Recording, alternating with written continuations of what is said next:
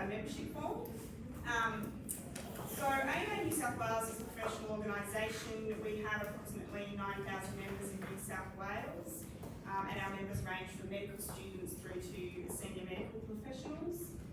We consider ourselves to be a real association that provides opportunities for people at all levels to network, and we're here with you throughout your career. Today we've got an intern joining offer, so if you pay the $19 joining fee, you will receive a Lippmann Classic 3 stethoscope, not today, but it will be sent to you, and you get 2 months of free membership. The intern membership rate for 2021 is $28.50 a month, and if you complete the form and join today or tomorrow, you will go to the draw for 12 months free membership. So I do encourage people to have a think about that and join up. Today you have pretty good odds of getting the 12 months free membership. So have a look at that, and if you've got any questions, please speak to myself, Shirley or Danny after. So what are the benefits of AMA membership? There are 4 key benefits, I guess you could class them together as. So first and foremost, we provide workplace advice and support to doctors in training. So we provide advice to people about their pay and conditions. When people have issues about whether they've been paid correctly, and once you get your first pay slip, you will understand why there can be questions and concerns about whether people have been paid correctly.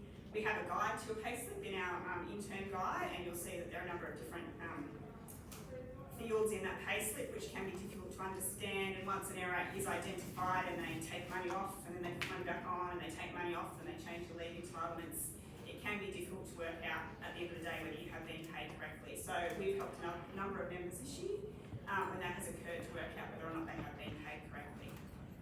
We also provide people with advice about and assistance to make sure they get their paid maternity leave entitlements, access to study leave. As an intern you don't get access to paid study leave, but you will thereafter, but it can be hard to actually get it and get rostered off so that you can take advantage of that. But we can assist with that as well, and there are a number of other ways we can assist, including with your registration with AHPRA. If you have issues with that, we can liaise with AHPRA on your behalf. We also provide some medico-legal advice and assistance to members, and once you commence training, we can help you with any training disputes that you may have, because it can be complicated to navigate your obligations to your employer, but also to your respective college or association when you have to apply for leave and make changes to your training arrangements. In addition to that, advocacy and leadership is something that AMA New South Wales is well known for. In particular for doctors in training, we have our Doctors in Training Committee, and any AMA member is welcome to attend those committee meetings. If you're interested, speak to Danny later and she can provide you with her details, and you can email her and she'll send you a link to our next meeting, which is on Thursday evening. I think they're my favourite AMA committee meetings. They really are filled with passionate and dedicated people who are trying to make the working conditions for doctors in training better. We have hospital reps for each training network, and that's an opportunity for people to get involved very early on in their career if they have a particular interest. But equally, if you don't want to take that leadership role, you can participate in those meetings and hear what's going on in any event. Many changes about workplace terms and conditions have come about in the last 20 years through changes to policy. The award hasn't changed over a good 20 years, and that's very difficult because of the industrial landscape. But changes that we've negotiated with the ministry include making sure that people get paid for mandatory training, and also making sure that people can claim for unrostered overtime online, which has been something that's made people's lives much easier. And if you've got any queries about that, we actually have an online guide that you can watch on our website. So have a look at that when it comes to claiming. That will help you work out how to do that. We also have a number of events and networking opportunities for medical professionals. Unfortunately this year most of those have been via webinar, which no doubt most of you are familiar with. Hopefully 2021 we'll see a return to some face-to-face events, and we're pretty excited to be out tonight, to be honest. But it's nice to actually speak to people face-to-face. But we have a high tea, an annual high tea. We had it in March this year just before everything got locked down. Hopefully March 2021 we might be able to have it. We also have a number of events where you can network with senior colleagues and talk about your your career and career progression, but also networking events where you can network with your peers. And we also have a number of commercial benefits for members. So the particular relevance to you at the moment might be our commercial partnership with Samsung, discount on R.M. Williams, but we also have a number of other great benefits if you're thinking about salary packaging, tax advice. We have a partnership with an accounting firm. We also have financial advisors and others that we can put people in contact with for some initial free advice, and then you can make a decision from there about where you want to go with your advice. But those are really great opportunities, and our commercial partners also provide information sessions to our members as well. So turning to workplace advice and support and your key terms and conditions of employment.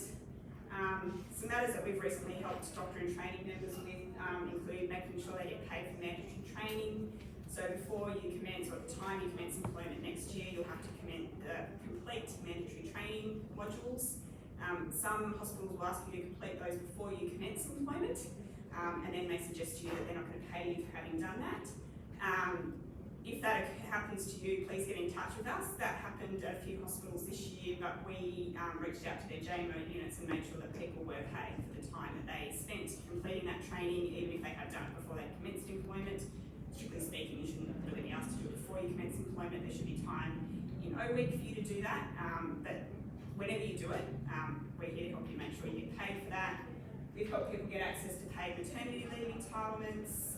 We're also at the moment looking at parental leave arrangements and whether, particularly for people in doctor couple families, if mother wants to go back to work sooner and dad wants to take time off to stay at home, can we try and get access to some more paid leave for dad when mum doesn't use her 14 weeks of paid leave. So there's some things we're looking at the moment. We can also help with a number of those other things that are up there on the screen. We have a number of workplace resources that are available to our members, in particular our What You Need to Know guides. We have sent out a one-shot coffee talks email series this year for interns, answering some short questions and answers about commonly asked questions. But our guides provide some more detailed information about those, so they're available on our members only page. And they're divided into a number of different topics, and so a couple of examples are there: remuneration and unrostered overtime. So just turning to some of the key terms and conditions of your employment, it can be complex. You'll get a letter of appointment or a contract when you commence, if you haven't already, that will set out some highlights of your employment arrangements, if I can put it in those terms. But the bulk of your terms and conditions come from the Public Hospital Medical Officers Award, but also New South Wales Health and Local Health District policies, which, as I've said, that's where a lot of changes about how people are paid and what entitlements they can access have come into effect in more recent years, as opposed to any meaningful changes to the award. So when you commence employment, assuming you're commencing as a full-time employee, you're paid to work 38 hours a week. Confusingly for some people, you're actually rostered to work 40 hours a week. The extra 2 hours accrue for a monthly allocated day off. And in terms of your rostering arrangements, you might be rostered to work 40 hours in a 7-day period or 80 hours over a fortnight. So it may not be the need for 40 hours. You might get less hours in one week and more hours in another. Allocated day off, you get one ADO per month. They should be rostered and taken monthly, so you don't necessarily get to choose when you're going to take your ADO. You can't take half a day as an ADO, you must take the full day. And if you have any accrued ADOs that haven't been paid out when you leave employment with New South Wales Health, or if you change to a different local health district, those ADOs will be paid out, they don't follow you as you go. In terms of your rosters, they must be released with a minimum of 2 weeks' notice. Depending upon your hospital and or what rotation you're completing, you may get more notice than that, but it must be a minimum of 2 weeks' notice. In an emergency, the roster can be changed with less than 2 weeks' notice. A good example of that this year has been COVID. That said, there weren't too many, I don't think, changes made at the last minute, and I think thankfully that's because we didn't see the situation in New South Wales that many people feared.